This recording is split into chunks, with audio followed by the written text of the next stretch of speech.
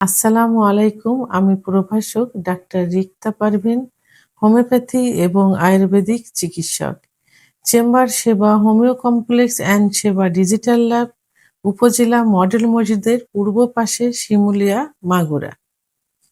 কোনো এক আপু কমেন্ট করেছেন, জন্ম নিয়ন্ত্রণের পিল সেবনের পর প্রোটেকশন ছাড়া সহবাস করা কি নিরাপদ? ধন্যবাদ আপু সুন্দর একটা কমেন্টস করার জন্য। অনেকেই কিন্তু এই কমেন্টসটা করে থাকে।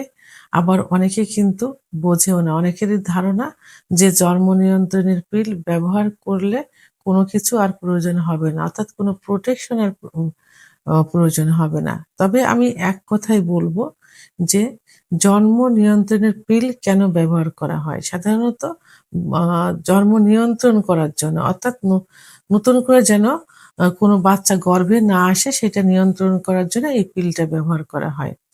তবে হ্যাঁ, এক কথায় উত্তর যে জন্ম নিয়ন্ত্রণের পিল সেবনের পর প্রোটেকশন এর প্রয়োজন হয় না।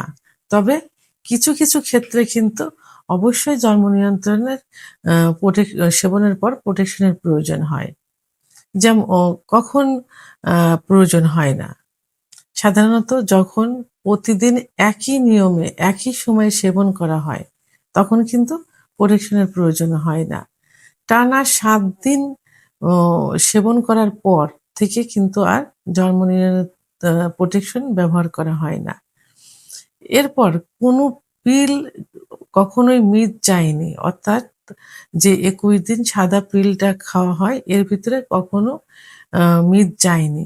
তখন কিন্তু প্রোটেকশন এর প্রয়োজন আর হয় না। পিল সেবনের ২ থেকে ৩ ঘন্টার মধ্যে যদি বমি বা ডায়রিয়া না হয় তাহলে কোনো প্রোটেকশন ব্যবহার করতে হবে না। এখন প্রোটেকশন কখন ব্যবহার করতে হবে?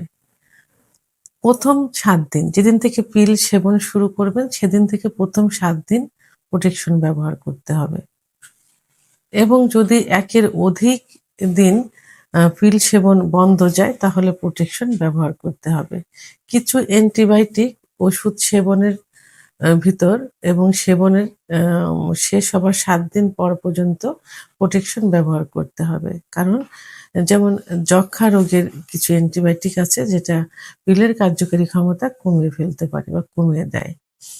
আবার পিল সেবনের মধ্যে যদি আ বমি এবং ডিসেন্টারি বা ডায়রিয়া হয় তাহলে যে কদিন চলবে সে কদিন আ প্রোটেকশন ব্যবহার করতে হবে এবং সেরে যাবার ৭ দিন পর্যন্ত আবার এই প্রোটেকশন ব্যবহার করতে হবে। তাহলে যে কারণে প্রোটেকশন ব্যবহার করতে হবে না, সে কারণেগুলো কিন্তু আ আ ৯৯% কিন্তু নিরাপদ থাকা যায়। আর যে কারণগুলোর মধ্যে প্রোটেকশন ব্যবহার করতে হবে সেটা কিন্তু অবশ্যই করতে হবে। অনেকে কিন্তু বলে থাকে যে আ আমি প্রোটেকশন আমি জন্ম নিয়ন্ত্রণের পিল খেয়েছি তার মধ্যে বাচ্চা কনসিভ হয়েছে। যে কারণগুলো বললাম, যে কারণে প্রোটেকশন ব্যবহার করতে হবে, এই কারণগুলো কিন্তু তার মধ্যে তখন থাকে। যে কারণে কিন্তু সে বাচ্চা কনসিভ করে। তাহলে এই কারণগুলো একটু ভালো করে মনে রাখতে হবে যে কখন প্রোটেকশনটা আ ব্যবহার করতে হবে জন্ম নিয়ন্ত্রণের পিল সেবনের পরেও। আমি সুন্দর করে বুঝিয়ে দিয়েছি। আপনি একটু মনোযোগ দিয়ে একটু ফলো করবেন।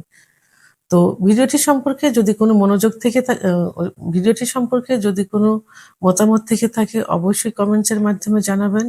আর ভিডিওটি ভালো লাগলে লাইক, কমেন্ট, সাবস্ক্রাইব করে আমার সঙ্গে থাকুন। আল্লাহ হাফেজ।